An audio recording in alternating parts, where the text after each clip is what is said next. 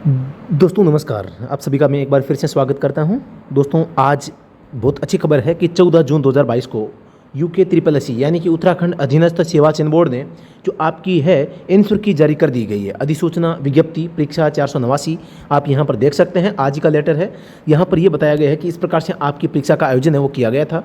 आप सभी को पता, आपने ये परीक्षा दी भी होगी। दोस्तों यहाँ पर यह बताया गया है कि इस प्रकार से आपकी जो उत्तर कुंजी हैं वो वेबसाइट पर अपलोड कर दी गई है।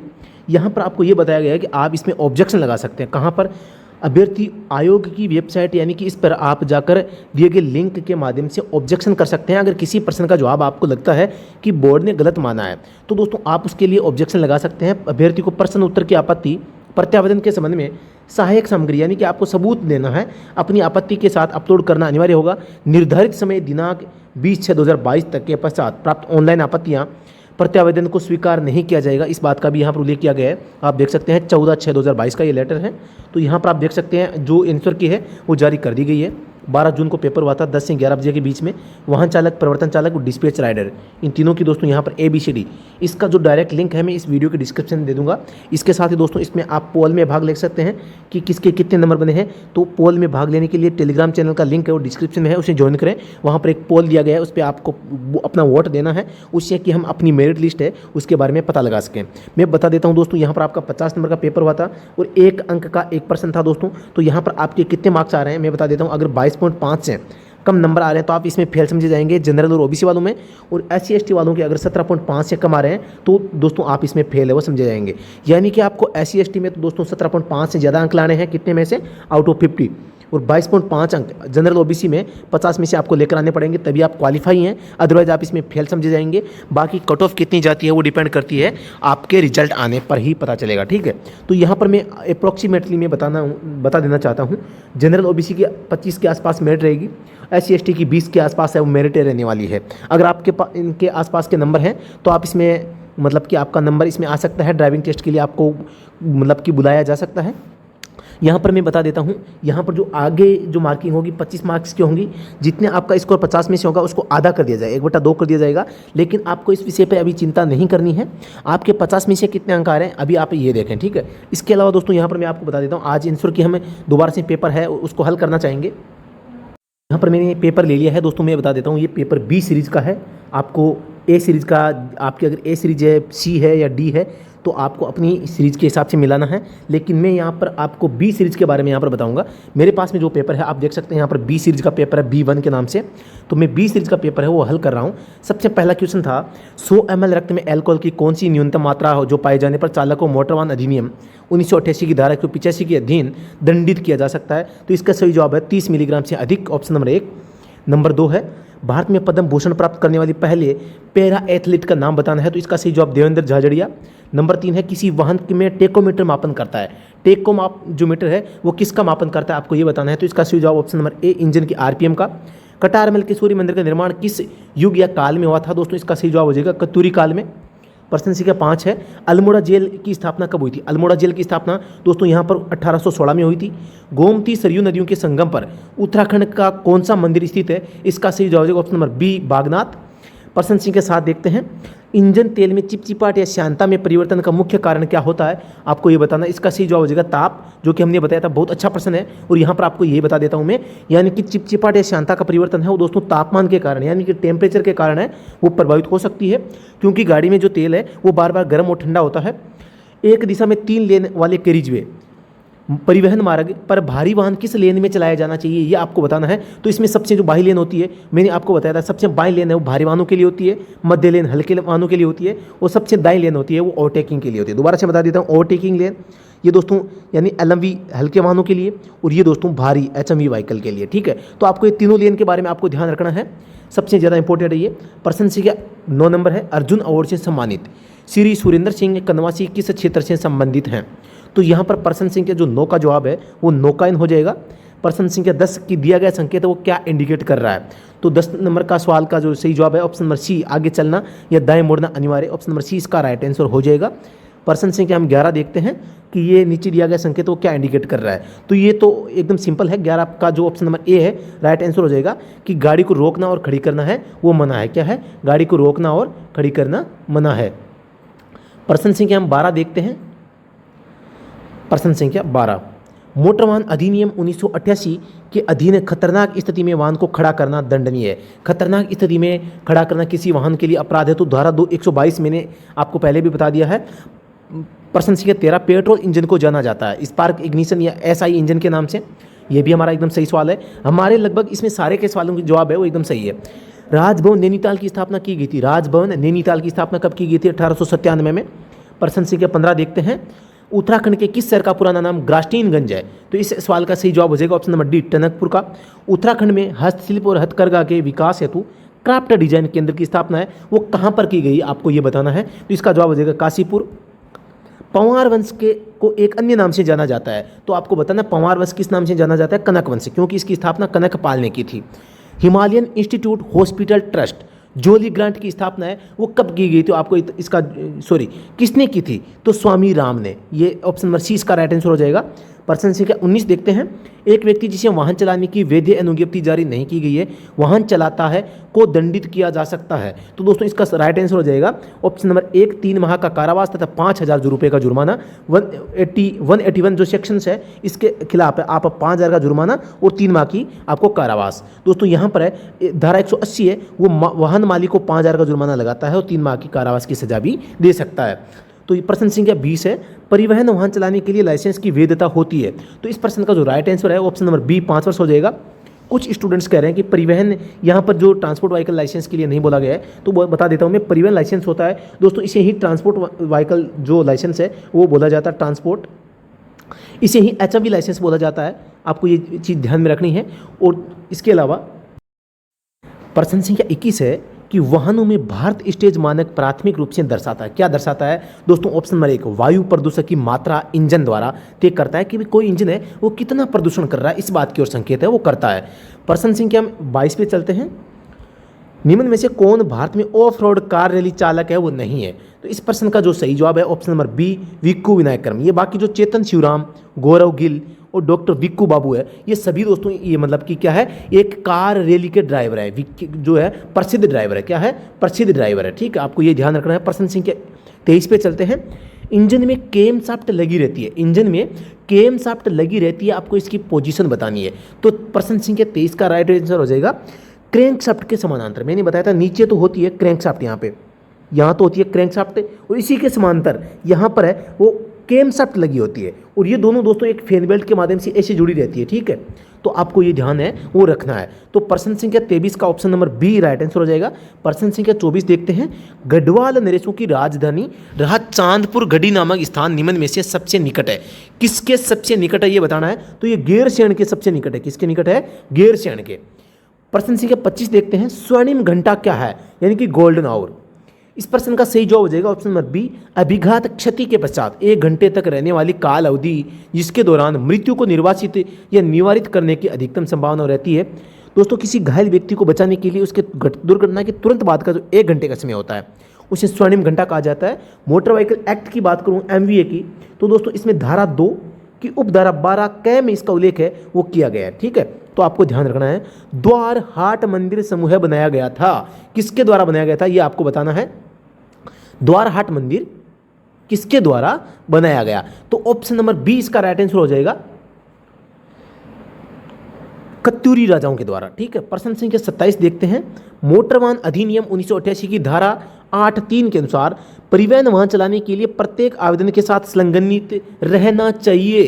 तो इस प्रश्न का सही जवाब हो जाएगा चिकित्सा प्रमाण पत्र, यानी कि मेडिकल सर्टिफिकेट, जो कि फॉर्म नंबर 1A में जारी किया जाता है। ठीक है, तो आपको ये ध्यान रखना है। फॉर्म नंबर 1 है, इसमें दोस्तों यानी फिटनेस का स्व घोषणा पत्र है वो लगाया जाता है। लाइट लाइसेंस या जो हल्के मोटर वाहन के लिए लाइसेंस के लिए आवेदन करते हैं तो, लेकिन हेवी के लिए आप आवेदन करते हैं तो आपको फॉर्म नंबर 1A में किसी डॉक्टर से हैं दोस्तों यहाँ पर मेडिकल सर्टिफिकेट बना के लगाना पड़ता है। प्रश्न संख्या 28 देखते हैं, ट्यूब वाले टायर की अपेक्षा बिना ट्यूब टायर का लाभ है।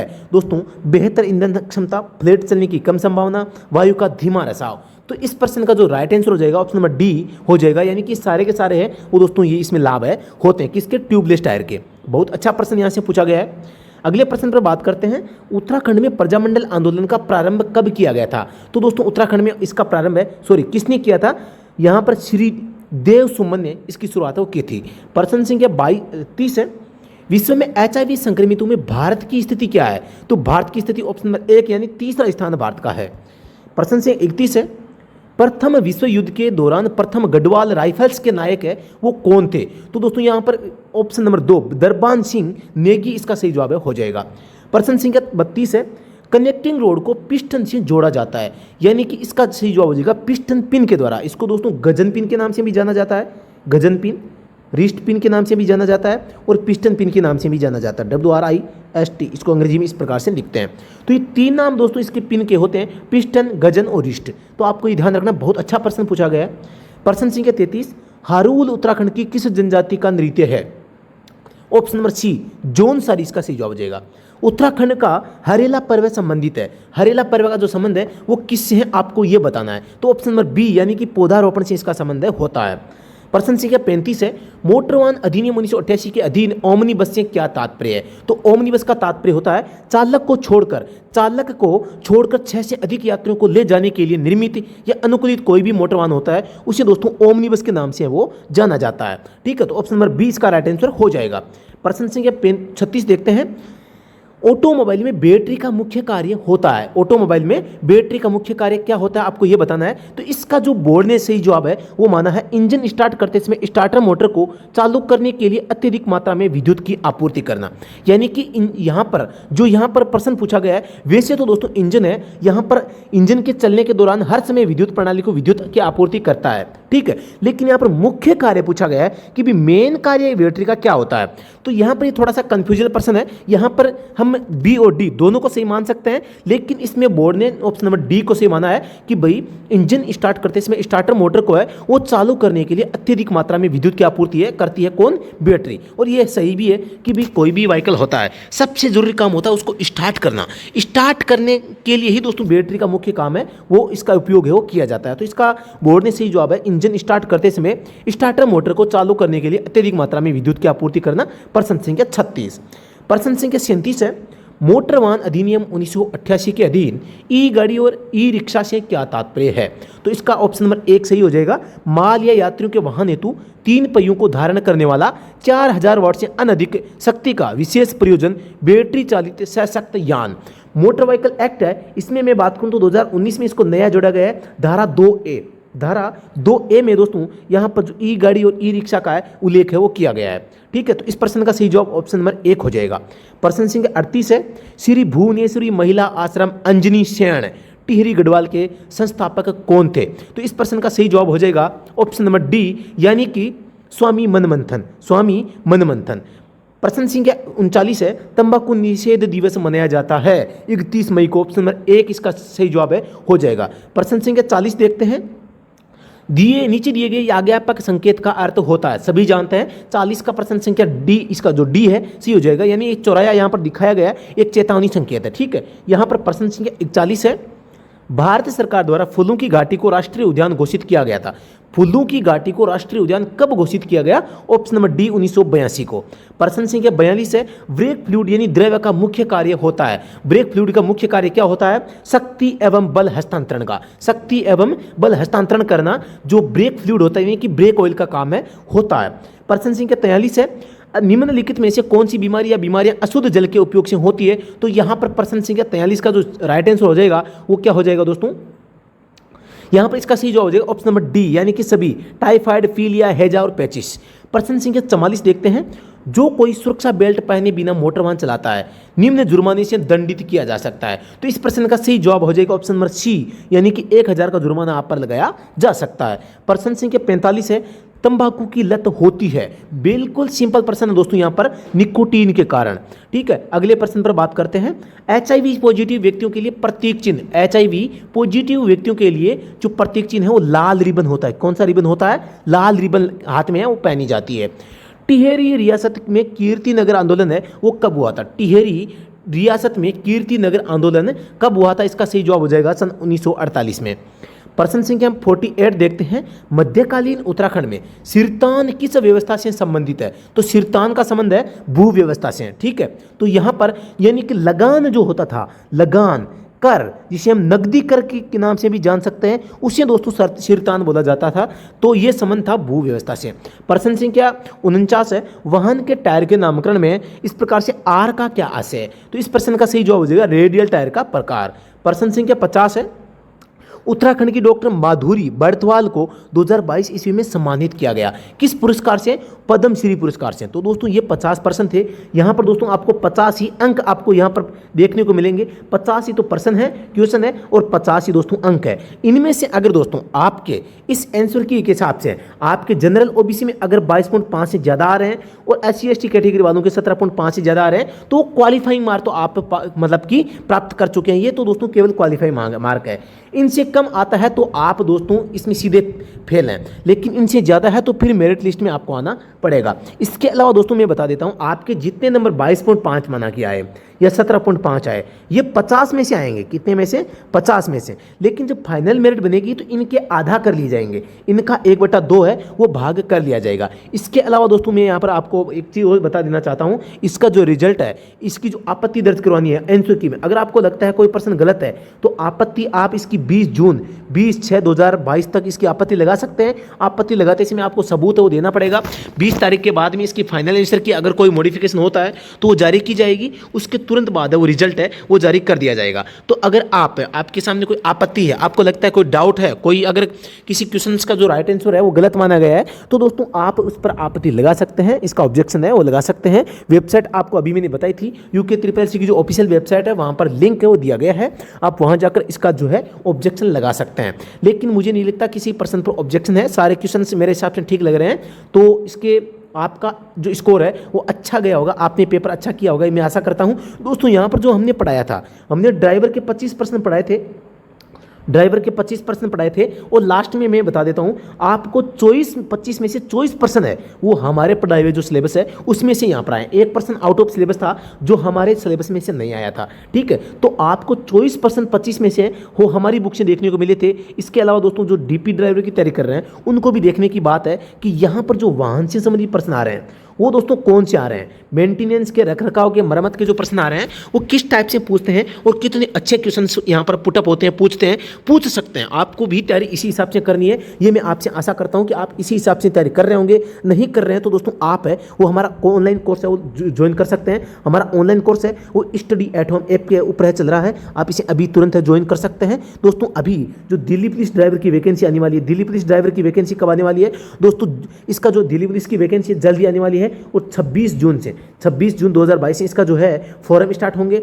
और दोस्तों 27 जून से स्टार्ट होंगे और 26 जुलाई तक आपका ये फॉर्म फिलअप होंगे, किसमें? दिल्ली पुलिस ड्राइवर के लिए। अब इसके लिए आपकी क्या योग्यता चाहिए तो दोस्तों मैं बता देता हूँ, 12वीं पास आप होनी चाहिए। आवेदन करने के समय आपके पास HMV लाइसेंस होना चाहिए। साथ ही दोस्तों आपकी 170 सेंटीमीटर हाइट होनी चाहिए। साथ ही दोस्तों जनरल के लिए यहाँ पर जनरल के लिए 30 साल तक की उम्र होनी चाहिए। OBC के लिए दोस्तों यहाँ पर आपकी 33 साल उम्र होनी चाहिए, और SC/ST के लिए दोस्तों 35 साल की उम्र है वो यहाँ पर होनी चाहिए। इस प्रकार की क्वालिफिकेशंस यहाँ पर आपको मांगी गई है। NCC वालों को दोस्तों यहाँ पर 5 नंबर है वो दिए जाएंगे, जिसके पास में C सर्टिफिकेट है 5, B वालों को 3 और A वालों को 2 नंबर यहाँ पर है वो दिए जाएंगे। तो यहाँ पर NCC वालों को बेनिफिट है वो मिलने वाला है, तो आपको डरना नहीं है, अच्छी तैयारी करनी है। जो अच्छी तैयारी करेगा उसी का सिलेक्शन होगा। अच्छी तैयारी अच्छे लोगों से मिलकर की जाती है, अच्छी तैयारी अच्छे संसाधनों से की जाती है। तो आपको वही संसाधन लेने हैं जो अच्छी तैयारी कराए, जो अच्छा कंटेंट प्रोवाइड कराए, जो अच्छा पढ़ाए, उनसे जुड़कर अच्छी तैयारी करें और पर्याप्त समय भी दें। कहते हैं कि practice makes a man perfect, यानी कि अभ्यासी व्यक्ति को सफल बनाता है। तो आप अगर अभ्यास नहीं करेंगे फिर आप टीचरों को दोष देंगे तो ये तो गलत बात है। आपको टाइम देना पड़ेगा, आपको संघर्ष करना पड़ेगा, आपको तपना पड़ेगा, आपको मेहनत करनी पड़ेगी, आपको अपने मोबाइल से दूर होना पड़ेगा। यानी कि मोबाइल पर आप यूट्यूब पे, फेसबुक पे, व्हाट्सएप पर कुछ अगर आप चीज़ें देखते हैं तो इन चीज़ों को कम करना पड़ेगा और लिमिटेड आपको फ़ोन का यूज़ करना पड़ेगा और पढ़ाई अच्छी करनी पड़ेगी, तभी जाके आप दिल्ली पुलिस ड्राइवर का जो एग्जाम है उसको क्रैक कर पाओगे, ठीक है। कंपटीशन काफ़ी कम है क्योंकि किसी स्टूडेंट्स के पास की हाइट 170 सेंटीमीटर नहीं है, किसी के पास में HMV नहीं है, किसी की उम्र है वो 30 से क्रॉस हो गई है, या मैं बात करूँ कोई अगर तीनों कंडीशन पूरी करता है, तीनों 1 और 2 3, तो दोस्तों उसको पढ़ाई नहीं आती, वो पढ़ाई में कमज़ोर है। क्या है? पढ़ाई में कमज़ोर है, या पढ़ाई के लिए समय नहीं है। क्या नहीं है? समय नहीं है, दोनों चीज़ें नहीं है। ये दोनों चीज़ें हैं तो उसके पास में अच्छा कंटेंट नहीं है पढ़ने के लिए। क्या नहीं है? अच्छा कंटेंट नहीं है। कोई ना कोई कमी हर स्टूडेंट्स के पास में आपको मिलेगी। इसलिए जो अच्छी तरीके से तैयारी कर लेगा वो मजा हुआ खिलाड़ी बन जाएगा। उसके बाद में दोस्तों आप इसका में सिलेक्शन है वो ले सकते हैं। आप यानी कि स्टडी एट होम है, इस पर आपको फ्री में जो ऑनलाइन टेस्ट है वो भी प्रोवाइड करवाए जाते हैं। आप इस पे दिल्ली पुलिस ड्राइवर का फुल टेस्ट है वो आप ज्वाइन कर सकते हैं। यहाँ पर आपको मिल जाएंगे डेली जो क्विज है, डेली क्विज ऑप्शन है DAILYQUIZ, डेली क्विज का ऑप्शन है। इसमें आपको फ्री में टेस्ट है वो अवेलेबल मिलते हैं, आप वहाँ पर ज्वाइन कर सकते हैं। मैं वादा कर सकता हूँ अगर आपने उन 50 में से अगर 35 सवाल सही कर दिए तो मैं मान लूँगा आप तैयारी कर रहे हैं, आपका सिलेक्शन हो सकता है। इतना अच्छा पेपर, सिलेबस बेस्ट पेपर है, हमने बनाने का प्रयास किया। ठीक है, तो दोस्तों अभी के लिए इतना ही, फिर से मिलते हैं नेक्स्ट वीडियो में, तब तक के लिए धन्यवाद। दोस्तों अगर आप यूके के स्टूडेंट हैं, यूके ड्राइवर के, और आप ये जानना चाहते हैं कि मेरिट कितनी जाएगी, तो इसके लिए हमने एक पोल बनाया। क्या बनाया? पोल, जिसमें हम वोट कर सकते हैं। क्या कर सकते हैं? वोट कर सकते हैं। अब ये वोट कैसे करेंगे? हमने एक टेलीग्राम चैनल पे इसकी जो पोल है वो अपलोड कर दिया है। अब टेलीग्राम पर वोट कैसे दें?